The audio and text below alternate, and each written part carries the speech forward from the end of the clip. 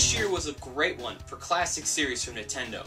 We got a new Metroid game, a Goldeneye remake, a new Donkey Kong game, and a new Kirby game all came out for the Wii. But Goldeneye is a classic game that many people will easily tell you changed perspective on console first-person shooters. And when a remake was announced for the Wii, it was met with both heavy skepticism and excitement. It's great to see a classic game revived, but it's always really hard to top the nostalgia. The original Goldeneye for Nintendo 64 brought something not really seen on consoles, a well-rounded and tight first-person shooter. The controls were well thought out for the N64 controller with its one joystick, and the levels were even more tailored to fit that classic FPS feel of the generation. For being a game that came out at its time, it really managed to capture both the feel of being a spy and being a good movie adaptation.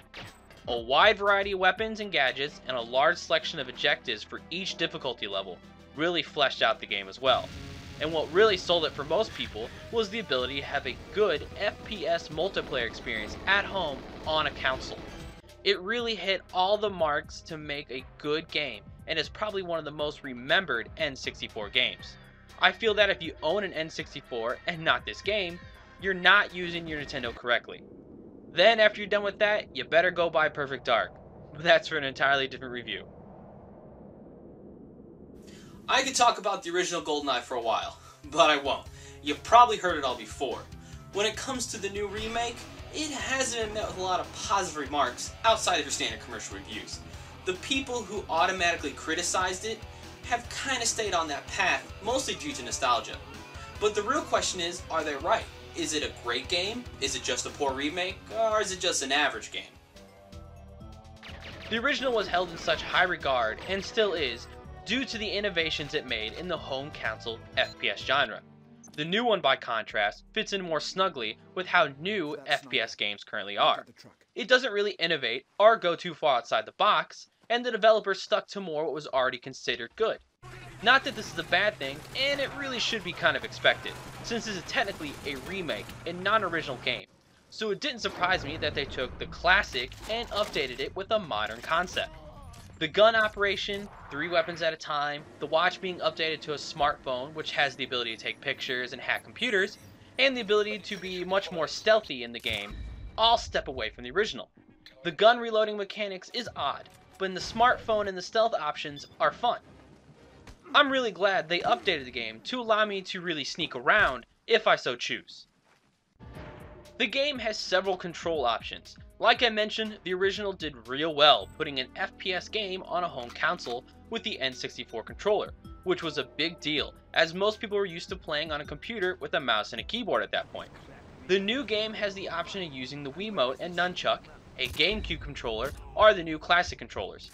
Honestly, I've only really used the GameCube controller to keep it that more classic feel, and I think it actually works really great. The classic controller is good too. The Wiimote offers a different challenge, but I enjoy the classic feel, though the reload sounds, fire sounds, and chatter you hear on the Wiimote when M6 calls you is a good feature. I could comment on it graphically, but really I'm just trying to compare it to the original. I think they could have done better with what the Wii has available, but they did however manage to, like the original, capture that James Bond feel, and even more so with the recent films with Daniel Craig. There is that grit to the graphics that is present in the new movies. Now before anybody comments about Pierce Brosnan not being in this game, I like Daniel Craig's portrayal of Bond. But I don't really understand what anybody else's complaint is. They are basing this as a modern remake of the classic game and movie. So why wouldn't they use the modern feel of the new movies and the new characters? With that, all the characters got a makeover, and like Bond, none of them bothered me. The only real issue I had was with Boris, seeing as he's missing completely. That just seemed odd to me, but the story still worked, so oh well. And speaking of the story, it was altered for this game. Heavily, actually. Unlike the original movie and game, this story does not take place in different times of Bond's career, connecting to the final climax. This new version all happens in one linear instance, and even some key plot lines were changed. The scenes where Bond visits St. Petersburg and is captured by the Russian government are switched around. In the new one, Bond and Natalia are captured, then Bond gives chase in the tank, then him and Natalia go to investigate at Statue Park. But despite these changes, the story flows well. It may bother you if you really love the original storyline, but in all honesty, I didn't notice it the first time I played the game, because it flowed so well. So you're probably wondering, as a retro gamer, and this show being retroactive, if there's anything specifically retro to draw you in. Well, the answer is yes. If the nostalgia isn't enough to do it for you, there are some retro throwbacks to kind of bring you in. Like the original, there are levels of difficulty, and each one has extra and more difficult objectives you must complete. Now, unlike the original, you are given more specific instructions and clues on how to complete each one while in the game, but that doesn't always mean it's easy to spot what you're supposed to do the first time around. It can be easy to run right past the objective, so the game does balance out the linear feel. But as a throwback to the original, there is the 007 Classic mode. This uses the objectives of the 007 mode, but adds the need to collect body armor to survive, and also uses those classic health meters. In the new version, Bond can regenerate health over time as long as he's not getting shot. But go back to 007 Classic and you have to find body armor or you will die. It can be difficult and is a great little addition to add another playthrough for the game. Of course, there is the multiplayer, which brings back some of the classic stuff from the original game. Even better is there is both the option to play online and again with 4 people on your couch, which is great. I haven't played much of it, but it's fun, and that's all that matters really. Yeah, it's always hard to top such a classic game, but that doesn't mean this is any less fun.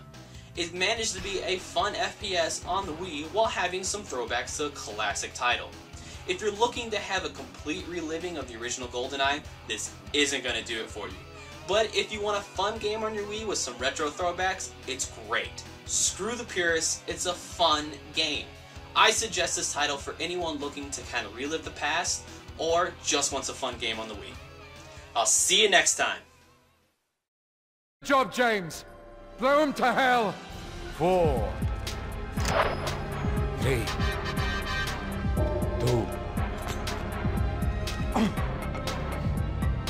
Too late.